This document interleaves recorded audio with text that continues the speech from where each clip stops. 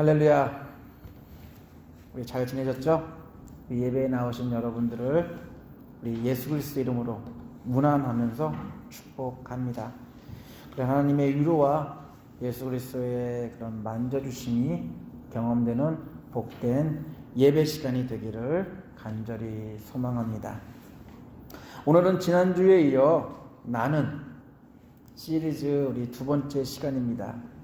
사순절 기간 동안 예수가 직접 말씀하신 자기 선언, 나는 누구다라는 이 자기 선언을 살펴보면서 우리 예수 그리스도를 묵상하고 있습니다.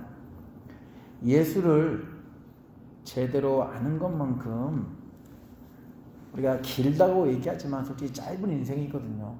하나님 보시는 입장에서 볼 때는 너무나 짧은 인생인데 이 짧은 인생을 사는 우리에게 있어서 그것만큼 중요한 것은 없습니다. 그럼에도 많은 분들이 얘기합니다. 인생이 긴 것처럼. 그래서 언제든지 예수 믿는 것, 교회 다니는 것 할 수 있을 것처럼 이야기를 하거든요. 그래서 죽을 때쯤 돼서 예수 믿겠다, 교회에 다니겠다라고 이렇게 말하는 분들도 있습니다. 또 어떤 분들은 너무나 많이 알면, 교회에 너무나 많이 인벌브 되면 복잡하다, 힘들다, 지친다, 할 일이 너무 많다 그래서 그냥 적당히 알고 적당히 믿고 싶다, 교회에 대해서 그렇게 열심히 하고 싶지 않다라고 그렇게 말씀하는 분들도 있습니다. 한번 잘 생각해 보시기 바랍니다. 안다는 것이 그렇게 쉽게 알 수 있고 적당히 조절하면서 믿을 수 있다는 것이 그게 가능할까요?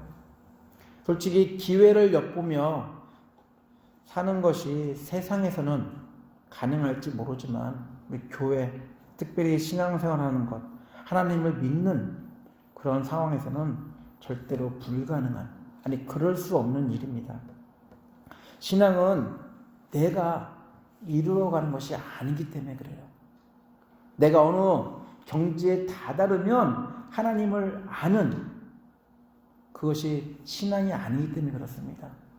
전적인 하나님의 은혜가 있어야지만 예수를 알 수도 있고 신앙이 생기는 것이고 하나님을 믿을 수 있는 그런 것들이 되기 때문에 내가 원하는 때, 내가 믿고 싶을 때, 또한 우리의 인생을 조절하면서 그렇게 할 수 있을 것 같지만 절대로 그럴 수 없는, 저희들의 존재는 참 뭐랄까요, 한시적인 그런 존재라는 사실을 우리가 기억해야 할 것입니다. 그렇기 때문에 내가 할 수 있다라고 하는 그 순간에는 분명히 거기에는 나도 모르게 하나님보다 더 위에 있는 그런 나의 모습들이 발견된다는 사실입니다.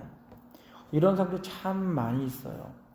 그렇기 때문에 우리도 이런 사람들의 모습처럼 따르는 것보다는 성경에서 말하는 예수를 제대로 알고 또한 그 예수를 통해 하고 싶은 그 말씀이 무엇인지를 제대로 깨달아서 우리 삶 속에서 그것들을 적용해 나간다면 하나님을 기쁘시게 하는 그런 하나님의 자녀의 삶을 살지 않을까. 그래서 이 말씀들을 지금 저희들이 나누고 있는 것입니다. 우리 지난주 기억나시죠? 예수는 자기 자신에 대해서 우리 요한복음 6장을 통해서 생명의 떡이다라고 말씀하셨습니다. 예수를 많은 사람들이 따랐어요. 표적과 여러 가지 기사들을 행할 때 많은 사람들이 그것을 보고 예수를 따랐습니다. 하지만 사람들의 관심은 예수가 아니었어요. 예수가 베푸는, 예수가 하는 여러 가지 표적들, 특별히 생명의 떡이라고 말하는 그 순간에 예수를 따랐던 사람들이 경험했던 것은 바로 오병이어의 표적이었습니다.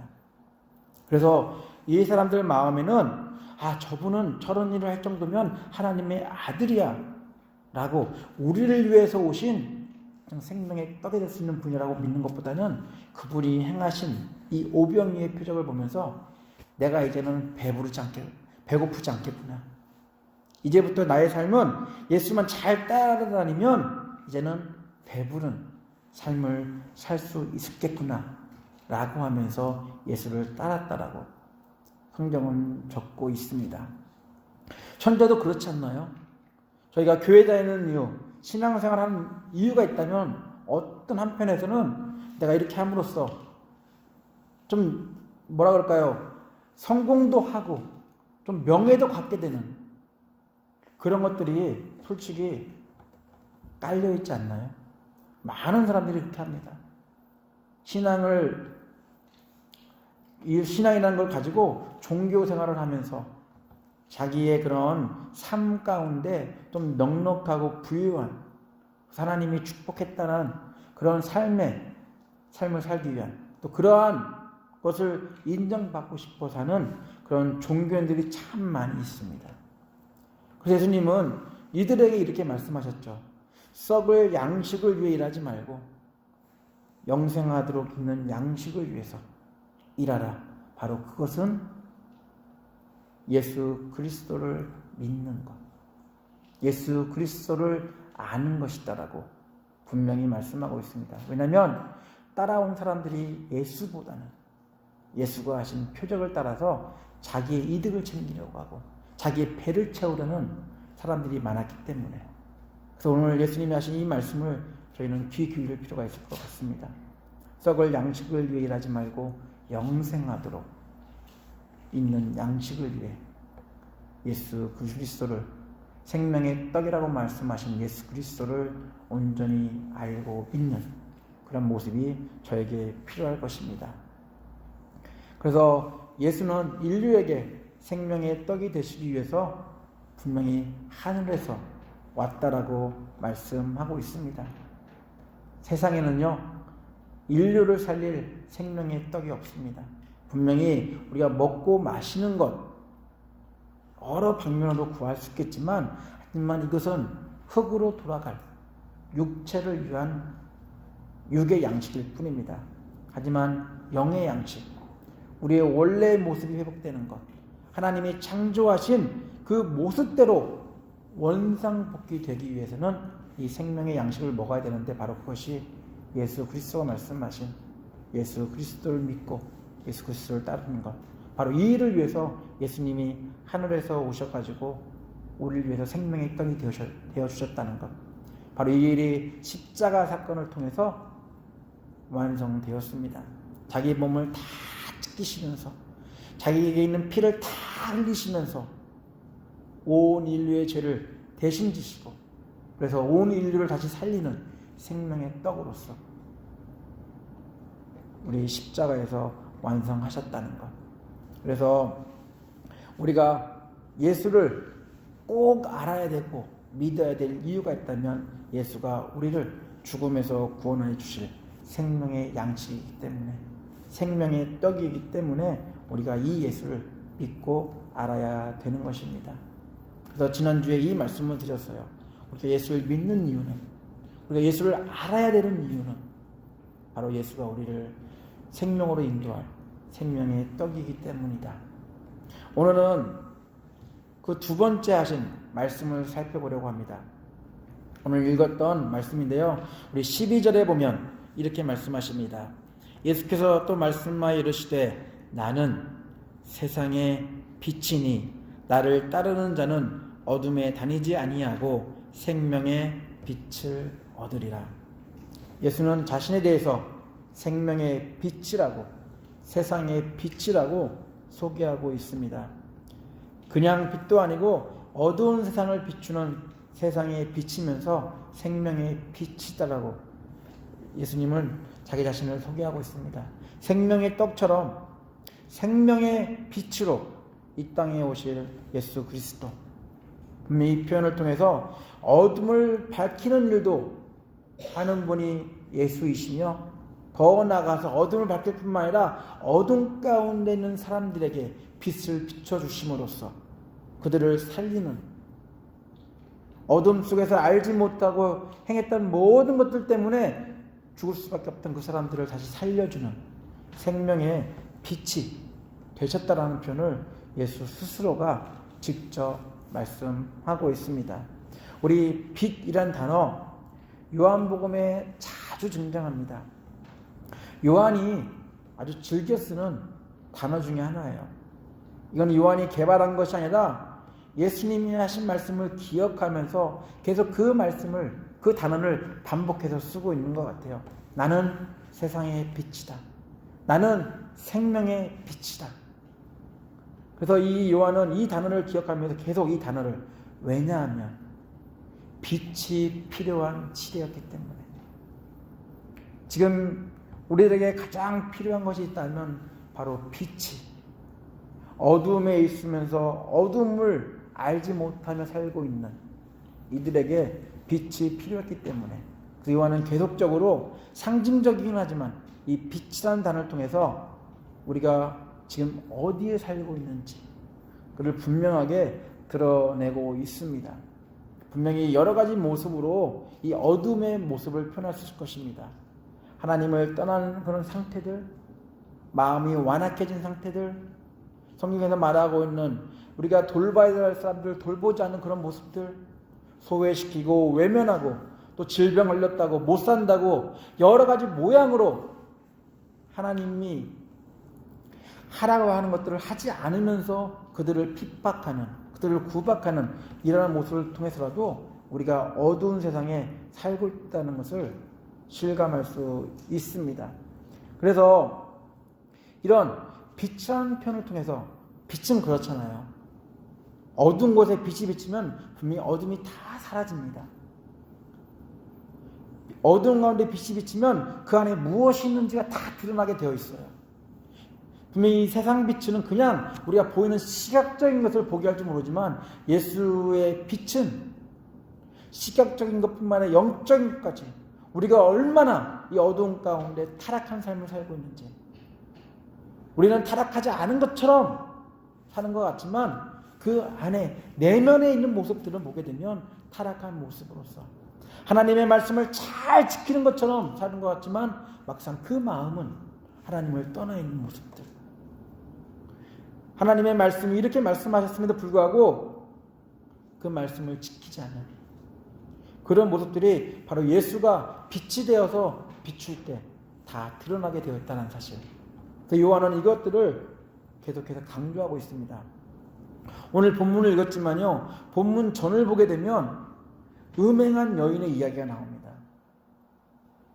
음행한 여인을 서기관과 바리새인들이 음행의 현장에서 잡아가지고 예수 앞에 나와요. 그리고 돌을 들고 있습니다. 그러면서 이 얘기를 합니다. 이런 여인은 돌로 쳐 죽이라고 성경은 말합니다.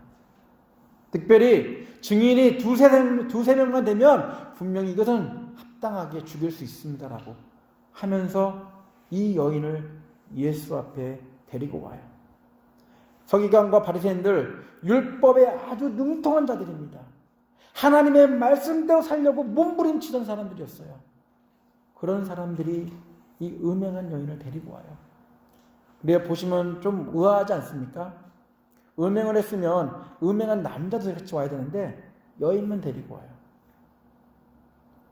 그 여인만 끌고 옵니다. 우리 구약의 이야기를 좀 해서 추측을 해보면 분명히 남자는 음행이 아니지만 여인은 결혼을 앞두고 약혼한 어린 그런 여자아이 정도? 한 15, 16살 정도 되는 그런 여자, 그런 아이를 음행의 현장에서 잡아왔다라고 우리가 추측해 볼 수 있습니다. 근데 더 재미있고 더 의아한 표현이 있다면 요한은 그걸 지적하고 있는데요. 음행한 여인을 데리고 와서 돌려치려고 할 때 그 이야기의 모든 스토리의 중심에는 예수를 시험하려고 했다는 표현이 담겨 있다는 것입니다. 어떻게 보면 여인 하나를 죽게 만들면서까지 해가지고 예수를 책잡게 하려는, 예수를 그 음모 안에서 빠져나오지 못하게 하려는, 율법에 충실했던 이 바리새인들과 서기관들이 그것을 음모를 짜와가지고 예수를 시험하려고 했다는 사실을 우리가 성경을 통해서 볼 수 있습니다. 그래서 이 여인은 이 범죄 현장, 분명히 여인이 음행했기 때문에 여인이 죽어야 되지만 전체적인 그림 안에서 예수를 시험하려고 했던 이 음모라는, 거룩한 척했던 이 사람들이 만든 이 음모 안에 이 범죄의 과정이 이 안에 있었다는 것. 그래서 이 여인이 예수 앞에 끌려옵니다. 그리고 이 여인을 잡아서 돌로 쳐 죽이기 전에 예수님께 물어봅니다. 예수님, 어떻게 해야 됩니까? 어떤 면에서 요한이 강조하고 싶은 것이 있다면, 어두운 세상에 살고 있으면서도 어둡지 않다라고, 자기는 거룩하다라고 말하면서 자기는 빛처럼, 의인인 것처럼 행색하는 그 모습들, 그 모습을조차도 빛이 필요한, 어두움에 속한 사람들의 모습이 그 안에 있다라고 요한은 얘기하고 싶은 것 같습니다. 근데 이때 예수님은 잠깐 동안 몸을 구부려서 글씨를 쓰시다가 일어나셔서 말씀하십니다. 너희 중에 죄 없는 자가 먼저 돌로 치라고 말씀을 하십니다. 이 말을 듣고 슬금슬금 한 사람씩 떠나요. 들었던 돌을, 분명히 그 돌로 이 음행한 여인을 죽이려고 했던 그 사람들이 돌을 내려놓고 그 여인을 떠나는, 그래서 아무도 여인 주변에 돌을 들은 사람이 없다라고 성경은 말씀하고 있습니다. 그래서 분명히 자신들은 의로운 사람들이야, 나는 저렇게 음행을 하지 않았어, 나는 저런 어두운 삶을 살지 않았어 라고 말하면서 돌을 들었던 그 사람들은 예수의 말씀 때문에 그들이 어두운 존재였다는 사실을 깨닫게 됩니다. 그래서 돌을 던지지 못하고 그냥 내려놓고 그 자리를 떠나는 것이죠. 하지만 어두웠다라고 모든 사람들이 인정한 그런 삶을 살았던 그 여인, 음행한 그 여인은 바로 예수를 만나서 자기의 삶이 참 어두운 삶이었구나를 깨닫게 되고 이제는 빛 속에 거하는 그러한 은혜, 새로운 삶을 시작하게 됩니다. 바로 이어서 요한은 그걸 강조하기 위해서 이러한 모습들을 그려놓고 그 다음에 예수님의 말씀, 나는 세상의 빛이다, 더 이상 어둠에 거하지 않게 하려고 내가 이 땅에 왔다라고 예수님은 선언하고 있습니다. 굳이 이 모습이 예수님 당시의 모습만일까요? 현재도 보면 이러한 모습이 너무나 많아요. 이러한 모습을 보게 되면 솔직히 지금 현재도 많이 보게 되는 모습들입니다. 자기 나름대로 기준을 정해놓고 이 기준, 빛과 어두움을 나누는 것처럼, 밝음과 어두움을 나누는 것처럼 나름대로 기준을 정해놓고 이거는 어두운 삶, 이거는 옳은 삶이라고 정해놓고 그 범위 안에 들어오지 않으면 정죄하고 판단하고 심판하고 그 안에 못 들어오게 하는 이러한 모습들이 세상 안에 너무 많잖아요. 또한 교회도 마찬가지죠. 분명히 세상의 빛과 소금이 된다고 하는데 교회에 하는 모습들을 보게 되면 짠맛을 잃어버린 소금의 역할을 하고 있고, 빛으로서 역할을 감당해야 되는데 빛을 잃어버린, 그냥 어둠만 밝히는 빛의 역할만 하고 있는 교회들이 너무나 많습니다. 정죄하고 비판하며 이 사람들을 판단하는 그런 모습들을 통해서 상처받게 하고 힘들게 하는 모습들이 너무나 많이 있습니다. 지금도 여전히 빛이 되어버린 세상 가치관, 심지어 교회 안에서까지 이 세상 가치관이 빛이 되어서 모든 사람들을 언제든지 원하는 때 음행한 여인으로 만들어서 돌로 쳐 죽이려고 하는 그런 모습들이 지금 저희가 살고 있는 시대에도 너무나 많이 일어나고 있습니다. 그때 예수님은 너희 중에 죄 없는 자가, 너희 중에 어둠에 속하지 않은 자가, 너희 중에 빛을 맛본 자가 돌로 치라는 그 말씀을 듣고 사람들은 다 떠납니다. 우리도 역시 이 빛이신 예수 그리스도를 만나야 된다는 것. 요한은 그 얘기를 하고 싶어서 이 음탕한 여인의 이야기 뒤에 바로 예수님이 두 번째 선언하신 나는 세상의 빛이다라는 얘기를 하고 있습니다. 이런 선언, 분명히 자기는 죽이려고 예수님을 시험하려고 왔는데 이게 다 무산되자 이 바리새인과 서기관들이 또 다른 이야기를 예수께 합니다. 당신이 말하는데 당신이 세상의 빛이라고 얘기하는데 당신이 말하는 그 빛이라는 표현은 잘못되었다. 왜? 그거는 아무런 효과가 없다. 증인이었기 때문에. 어느 누구도 당신이 세상의 빛이라고 말해주는 사람이 없기 때문에 당신이 말하는 것은 잘못되었다라고 이야기를 합니다. 그러면서 꼬투리를 잡는 거죠. 너 혼자 그냥 세상의 빛이라고 얘기하는데 그건 말이 안 돼. 모세율법에도 최소한 2명이 증인을 서줘야지만 이 이야기의 합법성이 증명된다라고 얘기를 하면서 예수가 하신 말씀들을 거절합니다. 그때 예수님이 말씀하시죠. 우리 한번 보실까요? 17절 18절입니다. 17절 18절입니다. 같이 한번 읽어보겠습니다. 너희 율법에도 두 사람의 증인이 참되다 기록되었으니 내가 나를 위하여 증언하는 자가 되고 나를 보내신 아버지도 나를 위하여 증언하시느니라. 예수님이 하시는 이야기, 나는 세상의 빛이다라고 말씀하는 이야기는 나만 얘기하는 것이 아니라 나를 보내신 아버지도 분명히 말씀하고 있다고 하면서 내가 하는 얘기는 거짓이 아니다, 참이다라고 이야기를 하고 있습니다. 세상의 빛으로 오신 예수는 새로운 기준을 만들어 주셨습니다.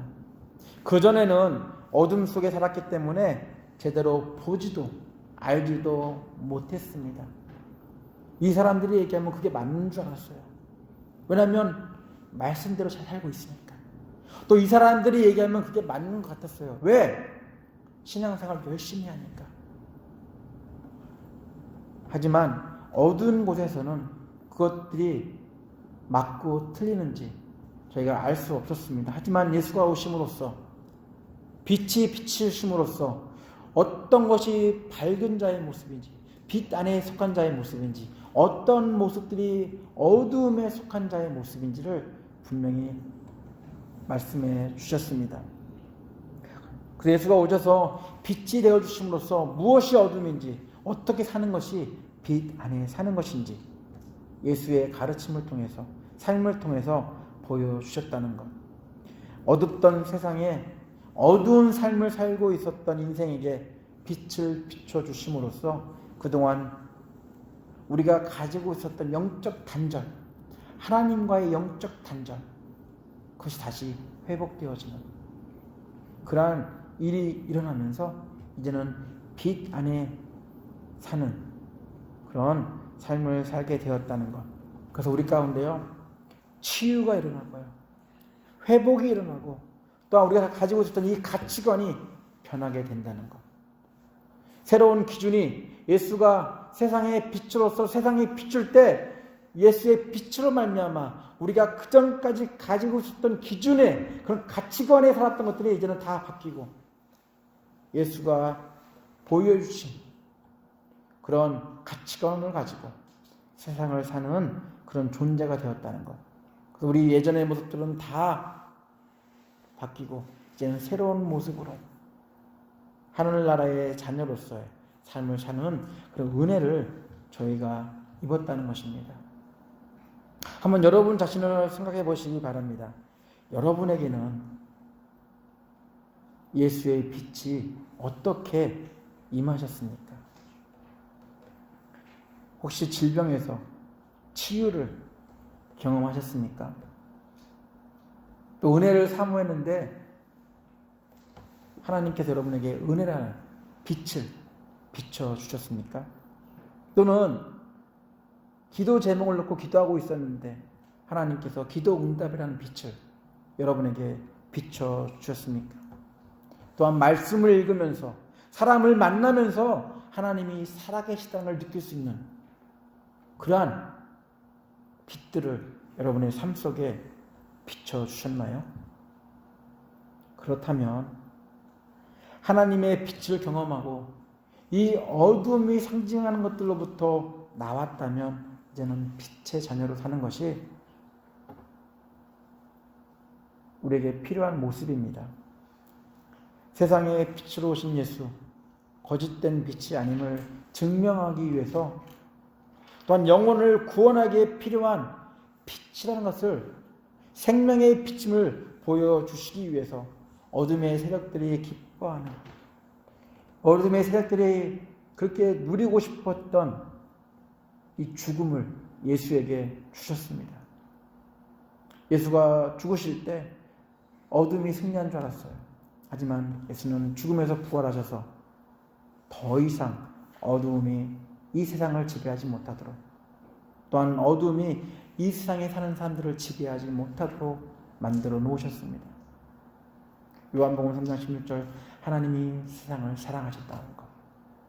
우리가 이 말씀을 참 많이 오해하지만요. 하나님이 사랑하신 세상, 이 세상은 예수로 말미암아서 빛이 비춘 곳입니다. 세상의 빛들은 잠깐 존재하거나 불완전한 빛들입니다. 그리고 그거는 부분적인 것들이에요. 그것들은 사람들의 영혼의 내적인 굶주림과 끊어진 관계를 채우거나 회복시키기는 충분하지 않습니다. 세상의 빛으로 오신 예수, 어두운 세상을 밝히시고 생명의 빛으로서 저와 하나님과의 관계를 회복시키셨다는 사실, 이 말씀을 기억하는 저희 모두가 되기 원합니다. 그럼에도 여전히 저희 가운데 있는 이 죄의 본성들이 빛을 거부하게 만들어요. 또한 기회가 있을 때마다 빛의 생각보다는 어두움을 따라 성공의 길을 가게 하려는, 성공의 길로 선택하라는 그런 유혹들이 참 많이 있습니다.